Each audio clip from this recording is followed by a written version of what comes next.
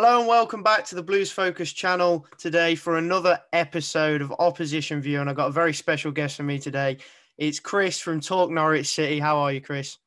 So good. Top of the league, having a laugh. The HMS Pistol League is flying towards the Premier League again, my friend. I can imagine, yeah. Probably even better than last time you got promoted, to be honest. You've just stormed it this season. Yeah. So we're 5 points better off. I think we're 5 points better off this time than we were last time we won the league. So it's in the Canary world, it's very, very bright and yellow at the moment. I can imagine, yeah. I mean, it's obviously frustrating that you're not really there to see it happening, but it still keeps you happy during lockdown, definitely. But yeah, no, it just be the usual stuff, general rundown of questions for all you guys.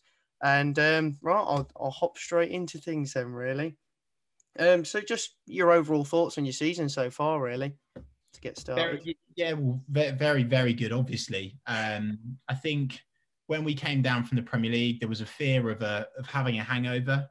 There was a wee bit of a patch fairly recently, actually, about a month ago, where we had I think it was 4 goalless games, which was a bit of a shaky moment for Norwich fans, where we were thinking, oh God, is this not good? And that seems to have been our bad patch, which I'm okay with, because we only lost 1 against Swansea.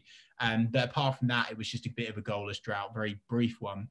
But yeah, since coming down from the Premier League, we haven't really suffered from a relegation. I have to completely applaud the summer signings were absolutely phenomenal, like so good. There was this massive fear. We lost Ben Godfrey in the summer, of course, big move to Everton.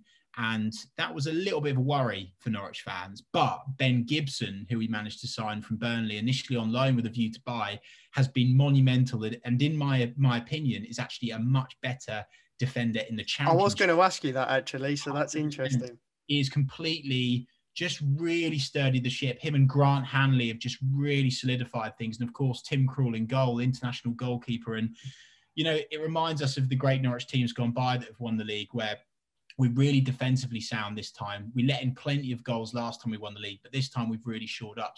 So far this season, to answer your question, it has gone really well. There was only a wee bit of a blip, but we're just really excited. And as you said, it's such a shame that we won't be there to see it hopefully happen. Yeah, hopefully, I think it's virtually set in stone for you to go back to the Premier League at the moment. Man. I don't want to jinx anything, but it's looking that way. I think you're like 7 points clear at the moment.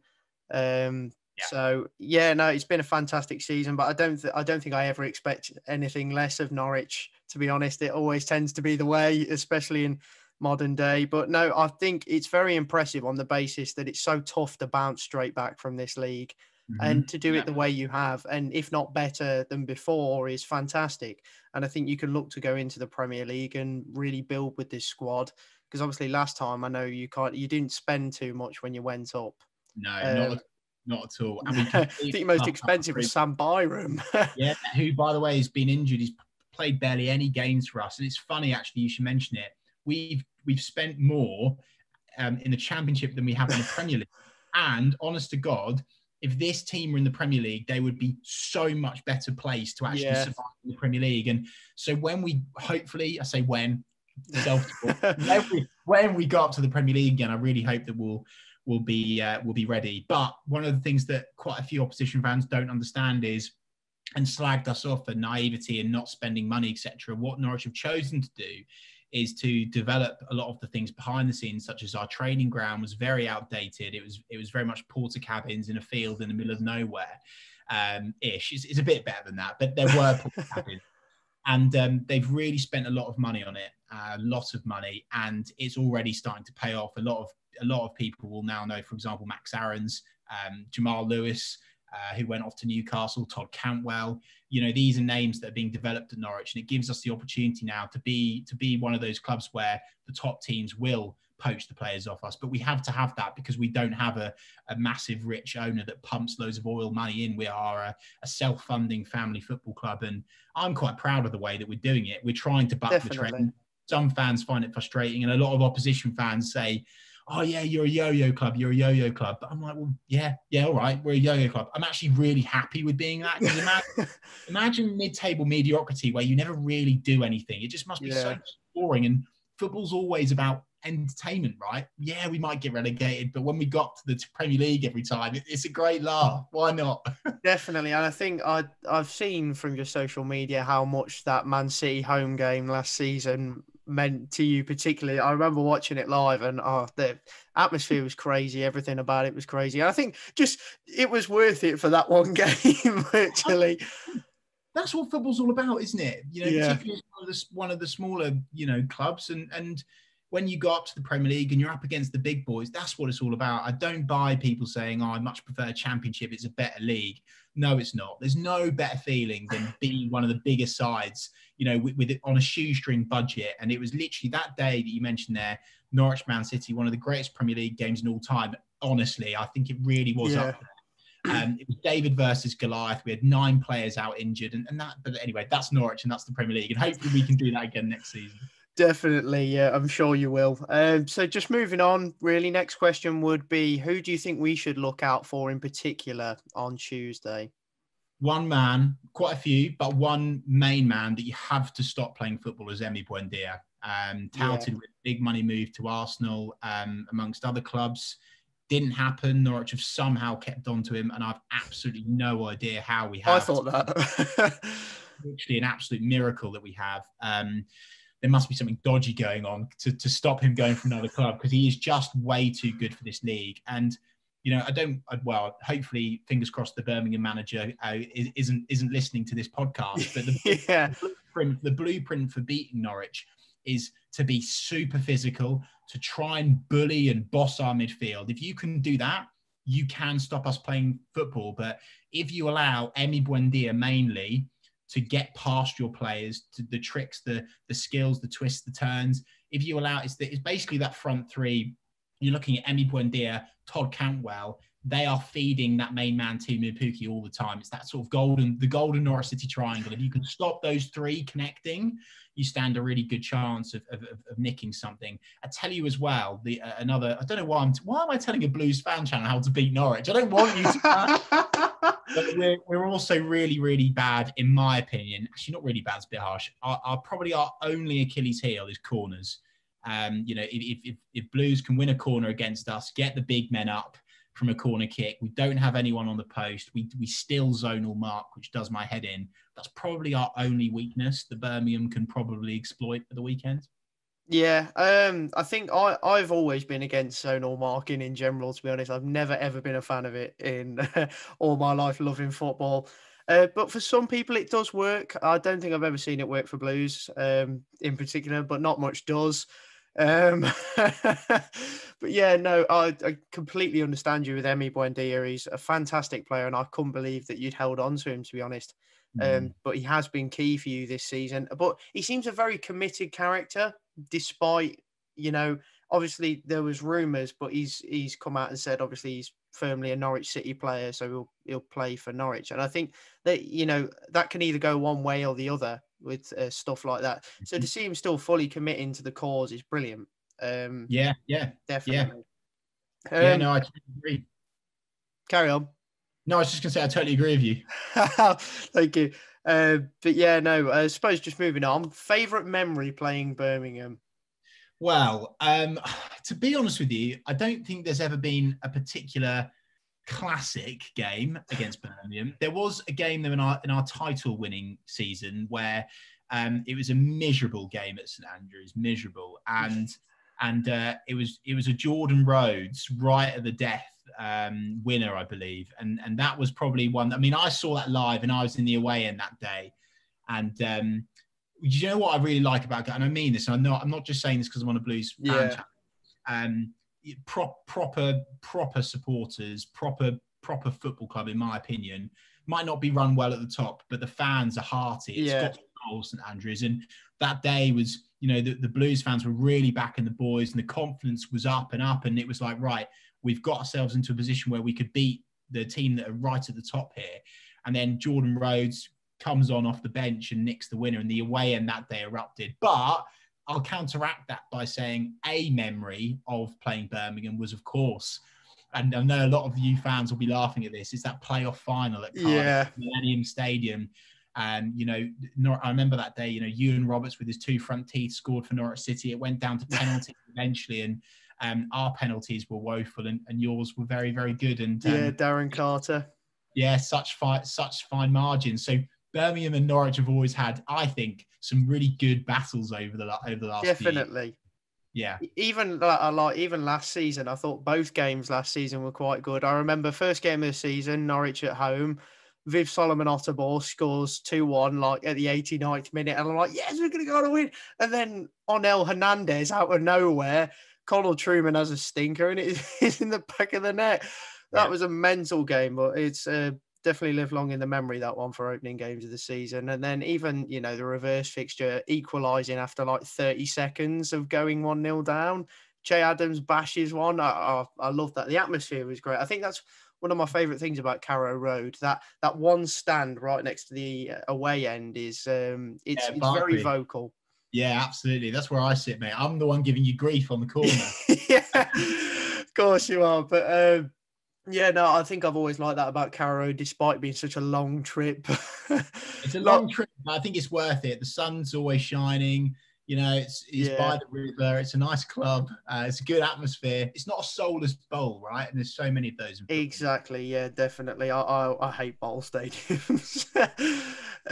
No, it's a good club, Norwich. I've always liked. I say I prefer you to Ipswich, and I've been to both. So I think people always say Ipswich is a huge club, and I'm like, yeah, there are plenty of teams out there that have won European trophies. Doesn't make them huge. And how long ago was it? Half the Ipswich fans all support Chelsea anyway, so it depends where you got that information from. They might have been big, maybe like 50 years ago. Most of the people that are saying that now haven't even seen them, actually compete at that level. So I think referencing history is okay. But from a Norwich point of view, the history is there for you, in terms of which club's better. They've not beaten us in over a decade now. So I think they last beat us when TVs were black and white. So of course Norwich are a better club than Ipswich. Yeah, I feel the Ipswich pain there because we haven't beaten Villa in the league in over a decade. So I do feel that pain. But luckily we did beat them in the League Cup, which is coming up to 10 years now. But hey ho, is what it is. But I suppose just moving on from that, where do you think you'll finish in the league this season? Oh God, the golden question. Look, I said at the start of the season, I would expect us to be in and around the playoffs. And even on our TNC podcast and on our channel, Talk Norwich City, we've spoken about this at length on numerous occasions. And honestly, there's no getting away from the fact that most of, if not all, the Norwich fans now not only hope, but also expect us to go up automatically. Of course, the manager will talk a good game. He's already saying 80 points to guarantee playoffs. Well, that's our first target. Expectations. Yeah. There's just no doubt. I look at our squad and the talent that we've got. Skip, for example, we've signed on loan from Tottenham. Like, he should be in. I don't know how the hell we put. He should be in the Premier League. Yeah, he should be playing for Tottenham right now, and we've got him in the Championship. It's an absolute cheat code. Emi Buendia, Timu Pukki, Todd Cantwell's coming back on form. Tim Krul, international goalkeeper. All of them playing out their skins. We've just signed Dimitri Giannoulis from PAOK, who was actually off to Porto or even Roma a season ago. We've somehow got that deal over the line. So and dare I say, I don't want to think, but I can't see how we don't go up top two. I think we're better, and I think we'll find out, because these next few games for Norwich are key against teams, of course, lower down in the table, and that's I think a really important time to make sure there's no banana skins for Norwich. And then we've got Brentford at home, and if we can beat Brentford at home, I think that's a flag in the sand of one hand title. Definitely. I think you've got every chance of beating Brentford. They've gone on a bit of a tough run of form recently, so it's good timing towards the end of the season, really, isn't it? But I do think you'll win the league. I don't even think it'll be close either. I We can don't. talk often. I mean, obviously, I hope that we win on Tuesday, but I've not. I'm trying to be as positive as I can be with that one. But no, I do think you'll win the league comfortably. I think there was a point where Swansea looked like they might be able to compete, but they've had some really tough results recently. I still think Swansea can. I still think Swansea will be in. Saying that, I'm a little bit. I think Watford have still got probably one of the better squads in the league. I think Watford are now starting to come up again. Look, Swansea are a very solid team, and I definitely think they'll make the playoffs. I think it's going to be between Swansea and Watford. Watford do look particularly good. But look, Norwich lost to Swansea, and there's plenty of twists and turns left to go in the season. And I think Swansea being able to keep hold of, managing to sign Conor Hourihane on loan from your favourite club. I think that's a hell of a signing for them, and I think that will probably put them in quite a good position. But we shall see. We shall definitely see. Yeah. So moving on. Finally, what are your thoughts on Birmingham so far this season? I doubt they're going to be great. I'm going to ask. Well, I'll ask you a question first. What is going on with your pitch? Coventry is what's going on. Are you blaming Coventry? Are you? I am. Yeah, I'm going to be one of them. I've not got much to pin it on, to be honest. I think a lot of our groundsmen are on furlough. I'm pretty sure we've only actually got one that's employed. Hell of a job. Exactly. So I'm not expecting miracles really, but I don't expect it to be any better with Coventry playing on it. But then they're getting results at St Andrews and we're not. So what's the excuse really? What's the excuse?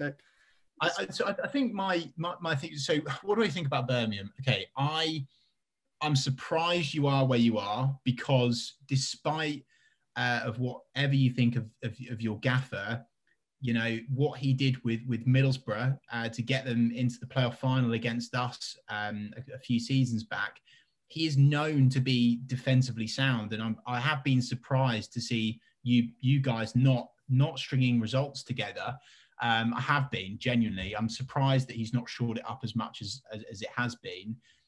I genuinely mean it. I have no idea why Birmingham are hanging around where they are in the league. I have a saying with Brummy Joe, of course, a lot of you boys will know, great Birmingham YouTuber as well. And I always say Birmingham, right? Because there's always occasions where you'll just beat one of the top teams out of nowhere, Birmingham. Yeah. But also, there might be times where you go on like a 5-game drought where you lose 3-0 every match or something like Birmingham. So, I think it's a real shame where you are. If I was a Birmingham fan right now, I'd be incredibly frustrated. I think the way that your club has run is giving me a lot of great perspective, and I'm really grateful now that we haven't sold out to a Chinese or American or a big money supposed owner that treats it like a business and not like a football club. I think that's really horrible. So I really genuinely feel sorry for Blues fans at the moment.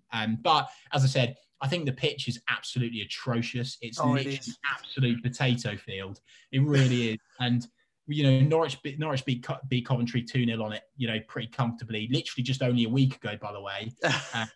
I think, look, I think it'll be a pretty close game. I do. I think that pitch will be an advantage actually, because Norwich can't play our pretty football on it as much. Yeah.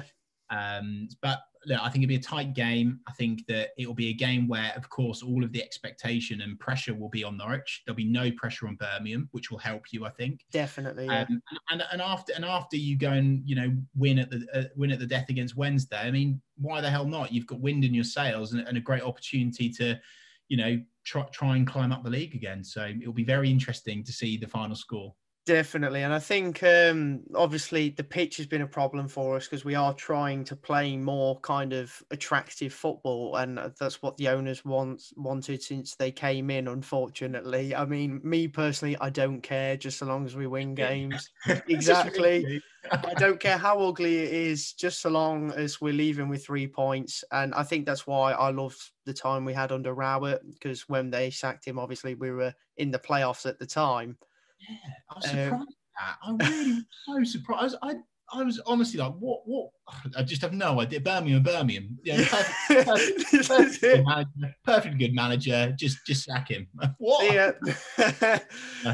No idea. That sort of thing. It's just, it's so frustrating to think back because we'd finally built back up from a rough period anyway. Yes, exactly. Another one in the history, staying up at the death under Paul Caddis, away at Bolton, and then we finally looked to rebuild under Rowett after the 8-0 thrashing against Bournemouth.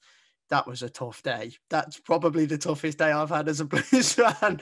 But yeah, it's frustrating. But I honestly felt this season so much positivity with the employment of Karanka because I thought, wow, this is huge. Someone who's been there, done it. I don't care how we win, just that we win. And I was expecting a lot of 1-0s. And I tell you what, we started the season well.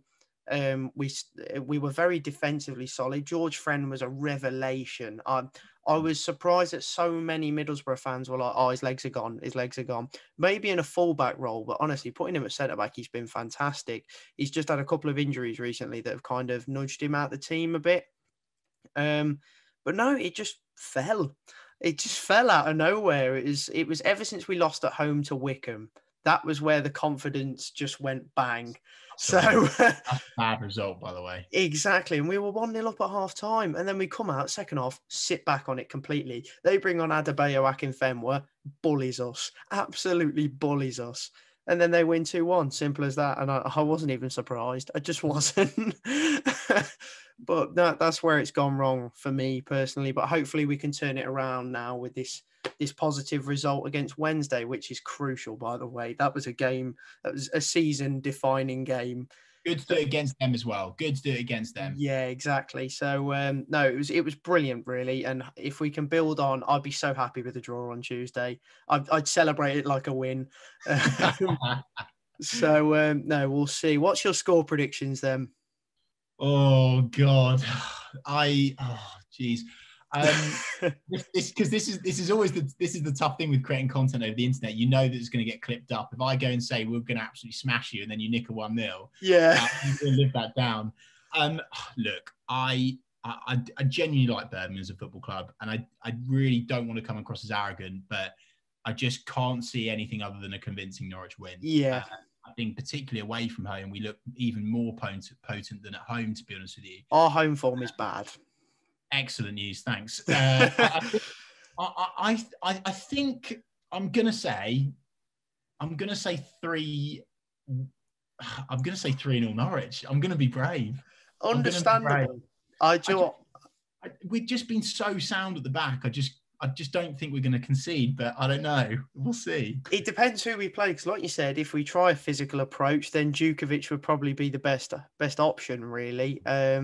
But I don't want to take Scott Hogan away from the squad when he's been in such good form. So I don't know. How's Scott Hogan been, by the way? Because Norwich were in for him at one point.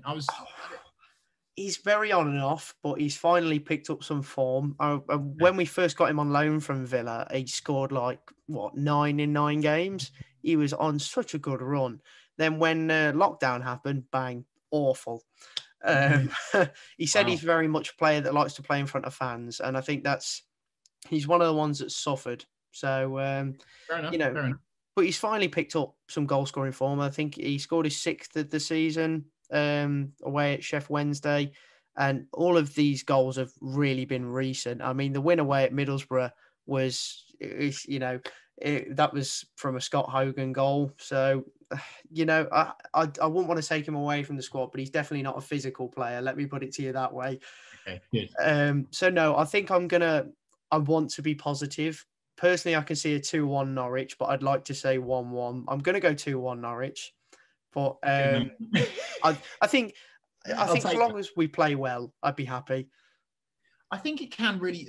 I don't want to come across as patronising, but I do genuinely think having a good performance against Norwich can really help a team. Because, for example, Rotherham only lost to us 1-0. That's going to really stand them in good stead in terms of confidence for the rest of the season. Their manager coming out saying Norwich are the best team in the league. And I genuinely think that. I think, if you boys can put in a solid performance, show that you've turned the corner, cause us some problems, maybe nick a goal as well, I think that will really help. So, but look, I just think from a Birmingham fans' point of view, don't expect anything at the weekend, but if it happens, then even better. Yeah, Definitely. Definitely. I completely agree. I think, if we play like we did when we played you before, then I wouldn't be too bothered about that, because I think we kept it 0-0 until late because we had a sending off. And then, yeah, I remember your celebration from that one. Actually, I remember seeing it. It was quite wild because it was such a late winner. But I wouldn't even mind playing like that again, to be honest. But no, we'll see. We'll see. Anyway, it's been a pleasure having you on, mate. It's been really, really good just to hear, obviously, what it looks like from the outside looking in. No, thank you. Thanks for having me on. I really, really, really appreciate it. And the Birmingham fans are very lucky that they've got such good content creators, particularly you guys as well. Pumping out some really good content. Thanks so much for having me on. And I will wish you the best of luck. Just not on Saturday. Yeah, of course. I don't blame you. But no, thank you very much. It's been a pleasure having you on, and I'm sure everyone who's watched has enjoyed it very much.